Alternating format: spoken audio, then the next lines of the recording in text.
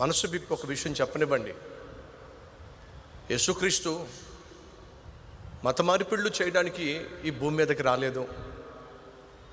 బలవంతంగా మత మార్పిళ్ళు చేయమని ఏ ఒక్కరికి చెప్పలేదు. ఎక్కడైనా ఎవరైనా బలవంతంగా మత మార్పిళ్ళు చేస్తున్నట్లయితే అది ఈ పరిశుద్ధ గ్రంథానికి వ్యతిరేకం.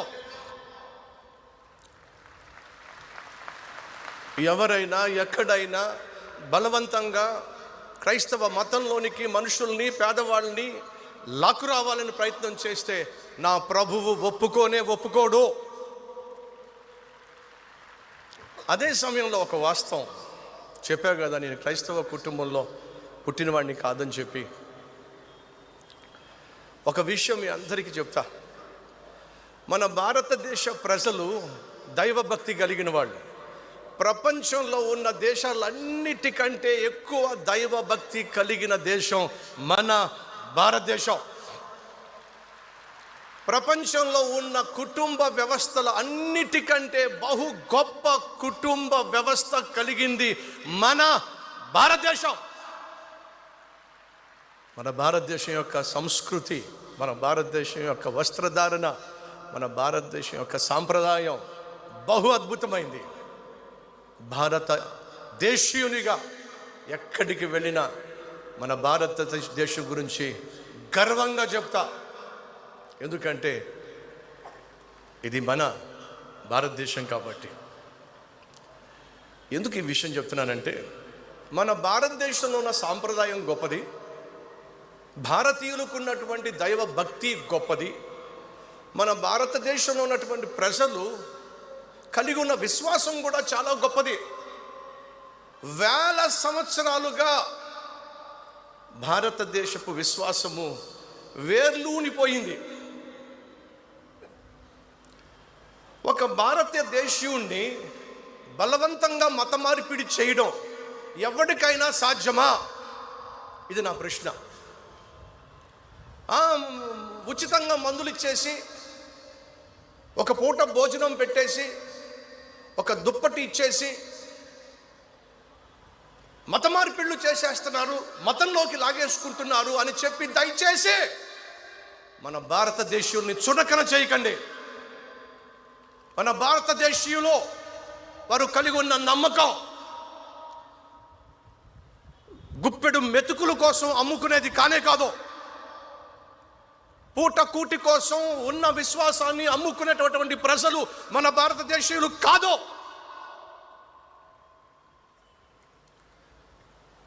ఉచితంగా అన్నం పెట్టేస్తున్నారని, ఉచితంగా బట్టలు ఇస్తున్నారని, ఉచితంగా మందులు ఇస్తున్నారని మతంలోకి మార్చేసుకోవడం ఎలా సాధ్యమవుతుంది?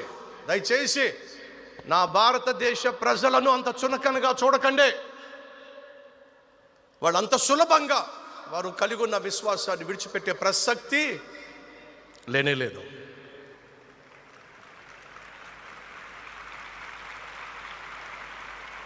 ముందే చెప్పాగా, మన భారతదేశం బహు విలువైంది, బహు గొప్పది. అదే సమయంలో బైబుల్ సెలవిస్తుంది, బైబుల్లో ఉన్న దేవుడు సెలవిచ్చాడు, నేను నశించిపోయిన మనిషిని రక్షించడానికే వచ్చాను. నా యేసు ఏ రోజు ఒక మతాన్ని ప్రోత్సహించలేదు, ఏ రోజు మతం గురించి మాట్లాడలేదు. ఎవరైనా సరే మత మార్పిళ్ళు చేయమని కానీ, బలవంతంగా మత మార్పిళ్ళు చేయమని కానీ నా ప్రభు చెప్పలా. ఈ బైబుల్ని అర్థం చేసుకొని, ఈ బైబుల్ని బోధించే ఏ ఒక్కరు కూడా ఏ ఒక్కరిని బలవంతంగా మత మార్పిళ్ళు చేయడం సాధ్యము కాదు.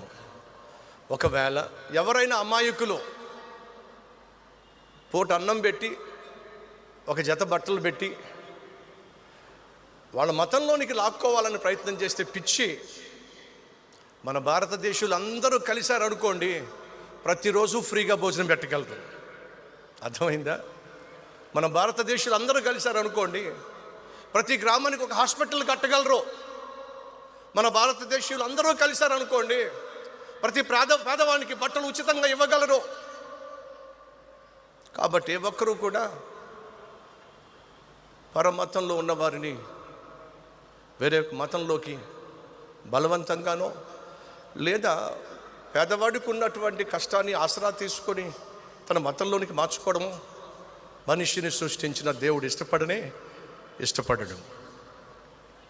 ఈరోజు ఎందుకని ఈ మహిమోత్సవము, కృతజ్ఞత ఉత్సవము ఏర్పాటు చేయబడిందయ్యా అంటే, నేను ఈ బైబిల్లో ఉన్న సత్యాన్ని తెలుసుకొని బాగుపడిన నేను 10 మందికి బాగు చేసే సత్యాన్ని తెలియజేయాలి అనే ఉద్దేశంతో ఈ సేవ ప్రారంభించి 35 సంవత్సరాలు అవుతుంది. 35 సంవత్సరాలుగా సత్యమును ప్రకటించే భాగ్యాన్ని దేవుడిచ్చాడు.